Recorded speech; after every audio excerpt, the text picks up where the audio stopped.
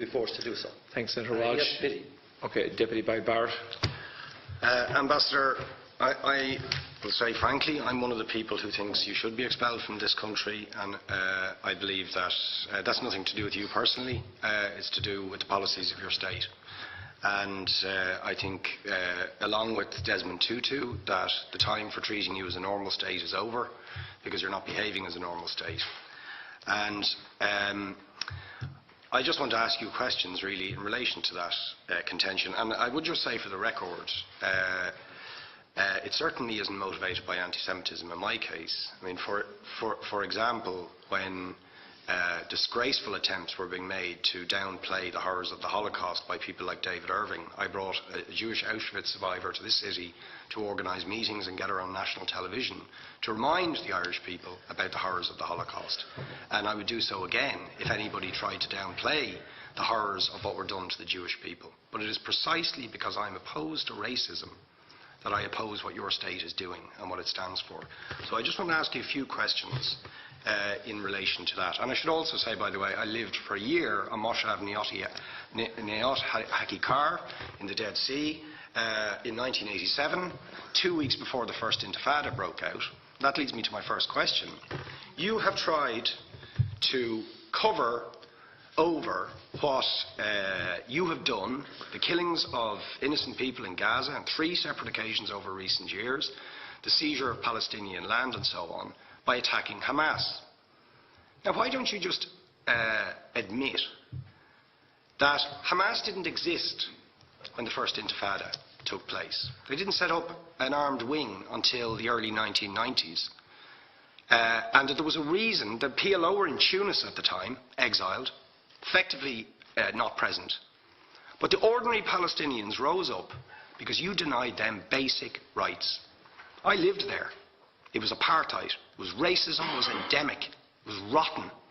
Absolutely, I was shocked within weeks of living there to see how you treated Palestinian people. And isn't it the fact that the law of return, which is the basic law of the Israeli state, is a racist apartheid law because it confers rights on Jews that it denies to Palestinians?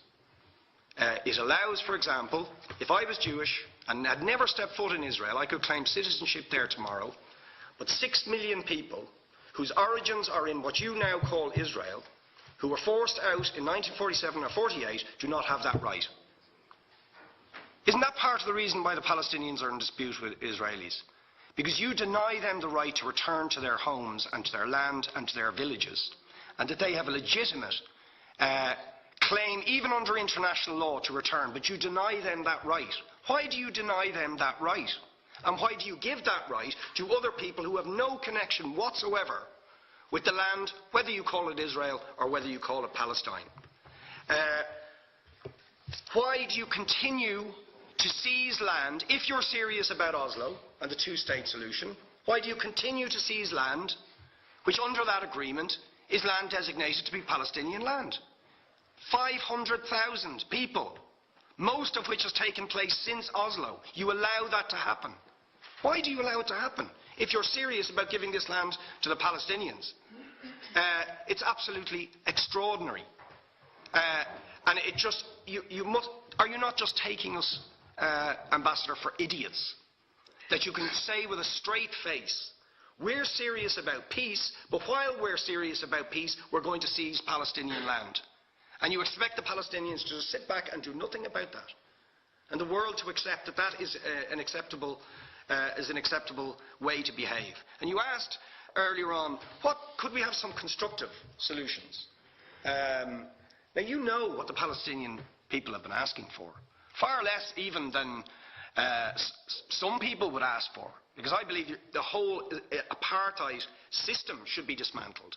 But what they've asked for is to lift the siege of Gaza.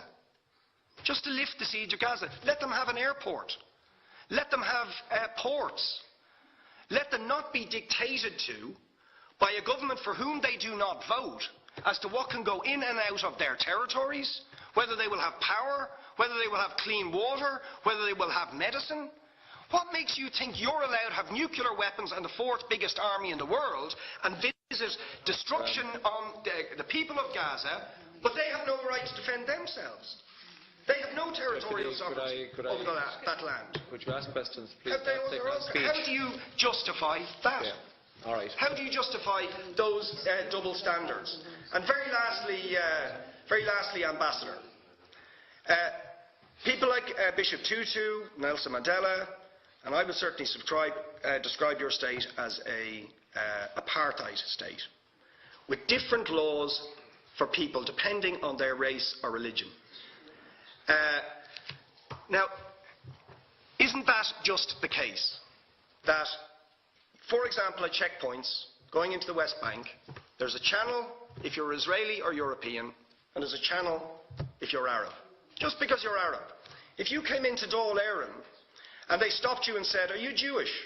"Oh no, sir, you can't come in through the same entrance as Irish people or European people because you're Jewish," you would call that racism and apartheid. But yet, you practice that. You practice that with your checkpoints and your military barriers and your apartheid wall. How can you justify that? All right, thank you. Last.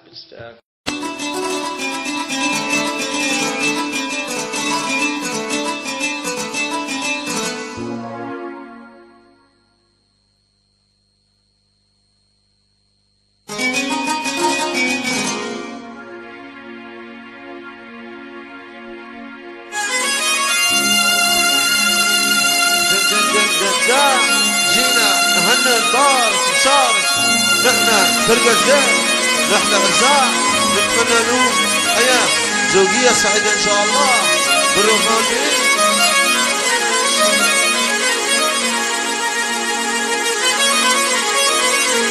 مليون صلاة وسلام عليك يا نبي الله محمد.